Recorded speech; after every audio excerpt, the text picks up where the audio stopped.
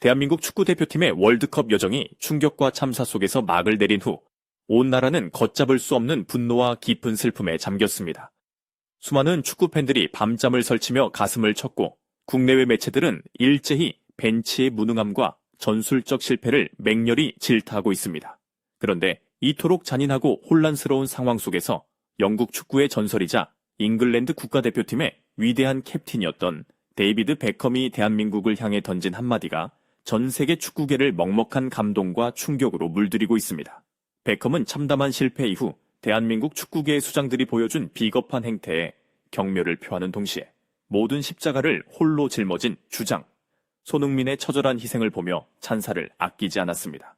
심지어 그는 축구 역사상 최고의 선수라 불리는 리오넬 메시조차 손흥민의 이 품격만큼은 배워야 한다며 목소리를 높였는데요.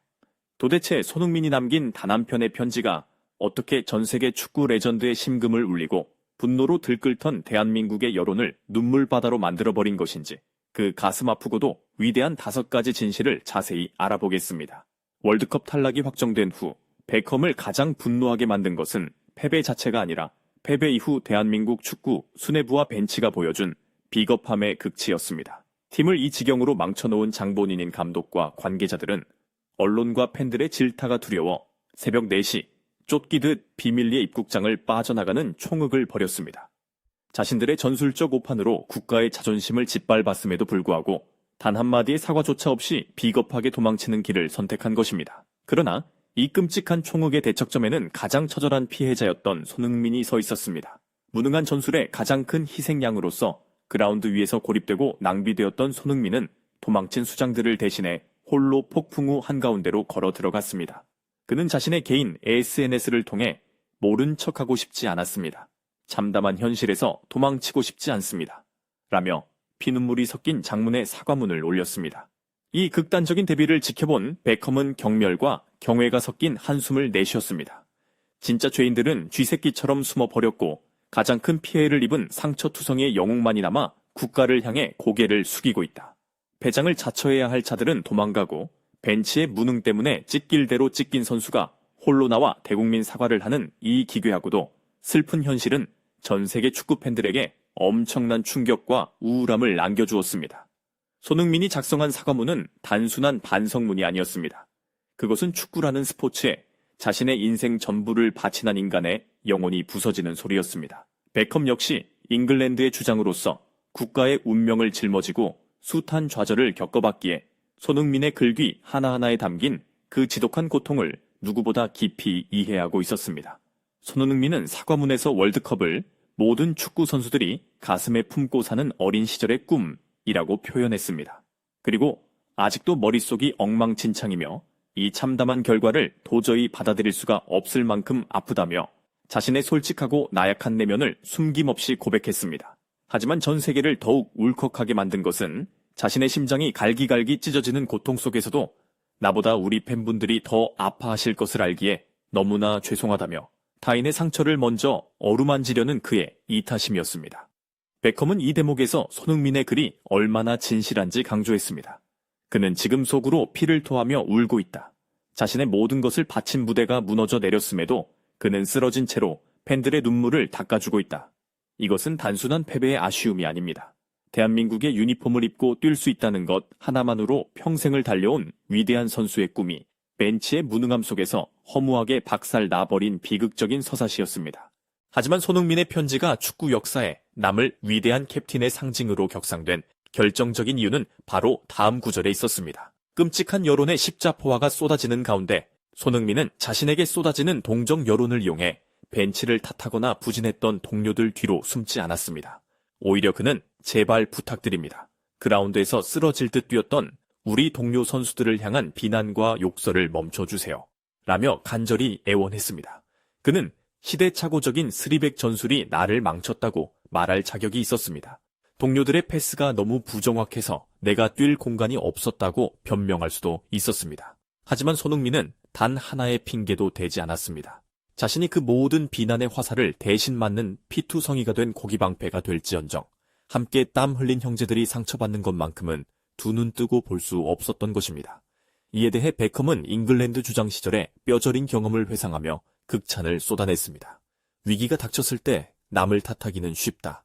하지만 무너져 내리는 하늘을 자신의 두 팔로 떠받치며 팀원들을 보호하는 것은 오직 진짜 리더만이 할 수 있는 일이다.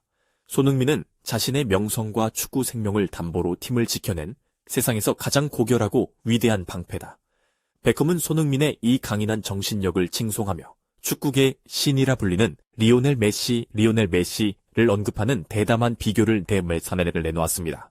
이는 메시를 깎아내리기 위함이 아니라 손흥민이 보여준 리더십의 무게가 얼마나 거대하고 압도적인지를 설명하기 위한 완벽한 비유였습니다.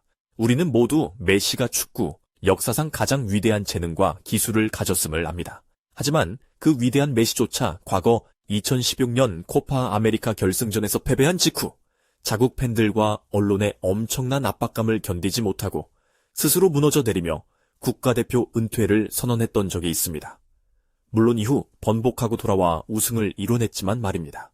가장 뛰어난 재능조차 국가의 무게 앞에서는 도망치고 싶을 만큼 나약해지는 것이 인간의 본성입니다. 하지만 손흥민은 달랐습니다. 벤치의 끔찍한 오판 속에서 철저히 버림받고 체력이 고갈되는 절망의 끝자락에서도 그는 결코 포기하거나 도망치지 않았습니다. 그는 사과문의 마지막에 이렇게 적었습니다. 저를 필요로 하신다면 언제든 대한민국을 위해 죽기 살기로 달려보겠습니다. 베컴은 이 대목에서 전율을 느꼈다고 고백했습니다.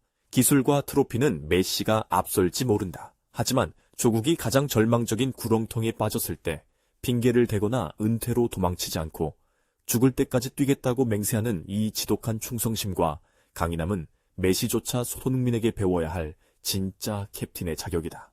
무능한 시스템이 그의 육체를 망가뜨렸을지언정 조국을 향한 그의 강철 같은 영혼만큼은 결코 꺾지 못했던 것입니다. 손흥민의 이 처절하고도 숭고한 사과문이 공개되자 분노로 불타오르던 대한민국의 여론은 일순간에 정적에 휩싸였고 이내 거대한 눈물바다로 변했습니다. 누구보다 화를 내야 할 사람이 도리어 자신들을 향해 죄송하다며 고개를 숙이고 상처받은 동료들을 감싸 안는 모습 앞에서 팬들은 자신들이 진짜 분노해야 할 대상이 누구인지 명확히 깨달았습니다.